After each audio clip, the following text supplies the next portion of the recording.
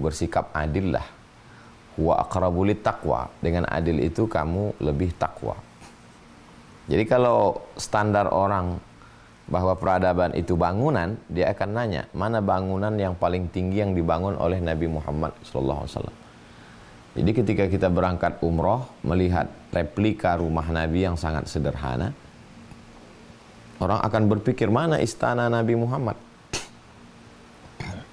Kenapa tempat tidurnya biasa saja, kamarnya biasa saja? Orang akan menangis melihat kesederhanaannya. Karena peradaban yang dibangun oleh Nabi adalah peradaban yang tidak hilang. Kalau yang dibangun itu istana, dia akan hilang. Kalau yang dibangun itu kursi emas, dia akan dicuri orang. Tapi peradaban yang dibangun oleh Nabi adalah peradaban yang tidak lekang oleh panas, tidak lapuk oleh hujan. Sampai hari ini. Satu peradaban yang meyakini bahwa kita sebagai pemimpin. Memimpin yang lain.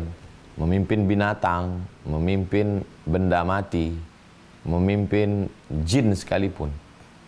Memimpin hewan-hewan. Sehingga kalau ada manusia yang membangun peradaban lalu memusnahkan hewan, maka sesungguhnya dia bukan khalifah. Karena khalifah itu makhluk yang mampu menjaga kestabilan, keseimbangan. Makanya dalam Islam diajarkan man qata'a sidratan.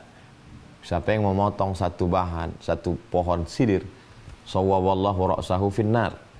Dia sudah dihukum, kepalanya disungkurkan ke dalam api neraka.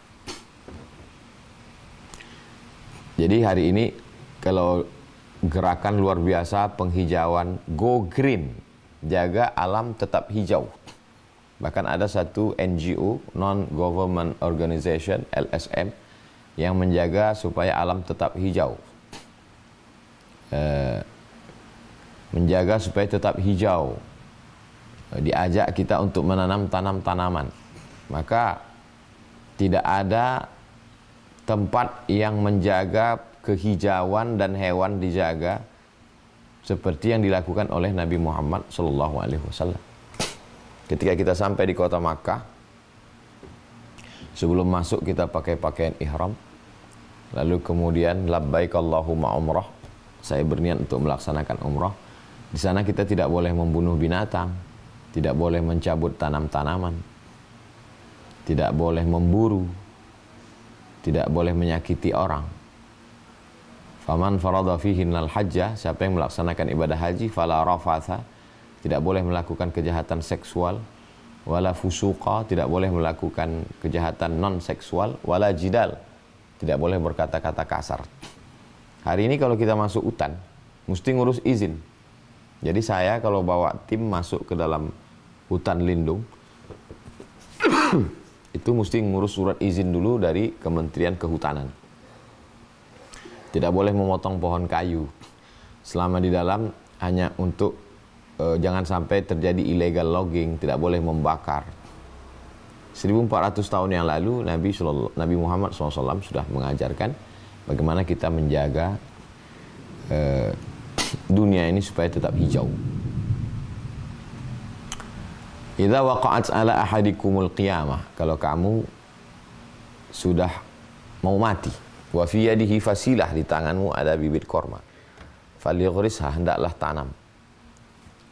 Menanam ini bagi masyarakat tropis kita yang tinggal di Katulistiwa itu sesuatu yang simpel.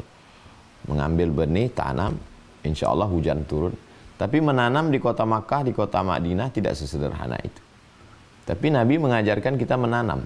Kalau kamu sudah mau mati, di tanganmu ada bibit korma, maka tanamkanlah. Kita diajarkan bahwa yang kita tanam itu tidak mesti kita nikmati hari ini. Kita tanam hari ini, yang akan bernaung di bawah pohonnya yang rimbun, yang rindang itu mungkin orang setelah kita. Yang akan memakan manis buahnya mungkin bukan kita, tapi orang setelah kita.